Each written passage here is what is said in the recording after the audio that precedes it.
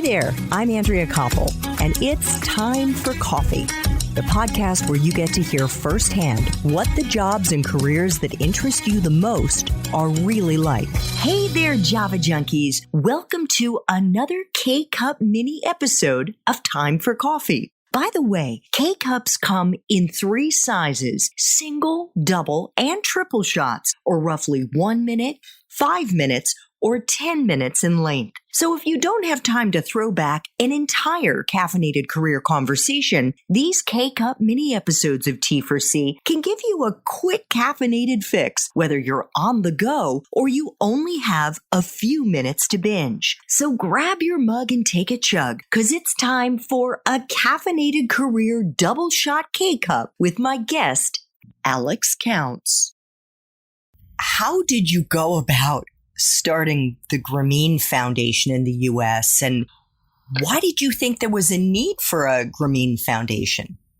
Well, I had tried to, I wish I could say it was some master plan that came through a very rigorous process, but it's more random than that, as life often is. When I was there for that second stint, I helped try to raise some money for this organization called Grameen Trust, which was set up by Professor Yunus to be the international arm of Grameen.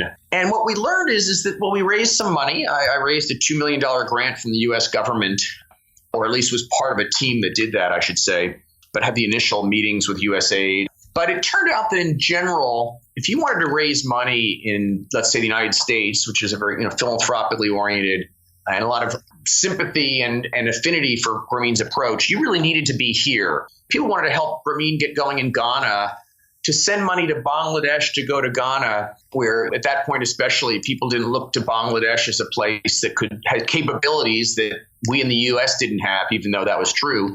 So if you wanted to mobilize the goodwill of people in the U.S. to support Grameen growing internationally, you needed to have a presence here. You needed to have a nonprofit registered with the IRS, but you needed a team here that could serve as that liaison. And so I think Professor Yunus had that insight around the same time I did. The citizens' kind of movement to back microcredit was growing. And so after a big conference that was a huge success, he said, okay, this is our time to set up a little liaison office beachhead in the U.S., and I want you to run it. And while I felt totally underprepared in so many ways, of course, I jumped at it and was able to slowly build it to be a respectable organization that I think advanced the Grameen ideals and techniques on a global basis, and gave people here who wanted to be part of that and a way to do it that was easy and enjoyable and satisfying.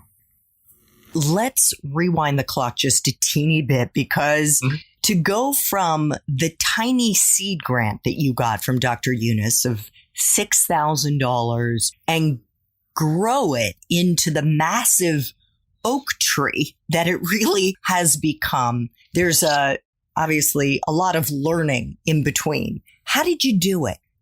Well, I would say I did it through just trying a lot of things, making a lot of mistakes, fortunately none of them fatal, learning from those mistakes, and surrounding myself with mentors and working very, very hard. I talk about some of the middle chapters in my book, Changing the World Without Losing Your Mind. One of the chapters titled Running My Own Show.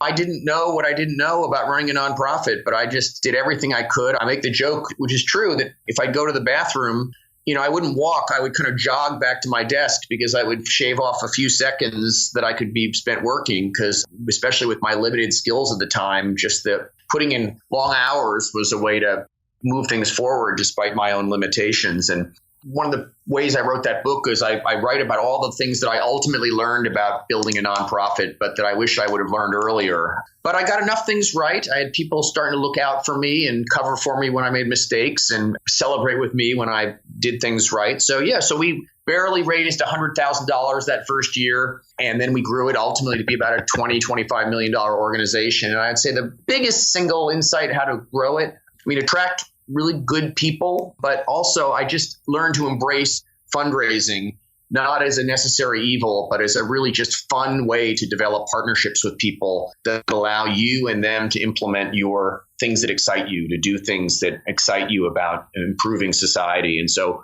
learning to love fundraising, learning how to attract and motivate idealistic, talented people. I just got a little better at that every year, and that just starts to create a virtuous cycle.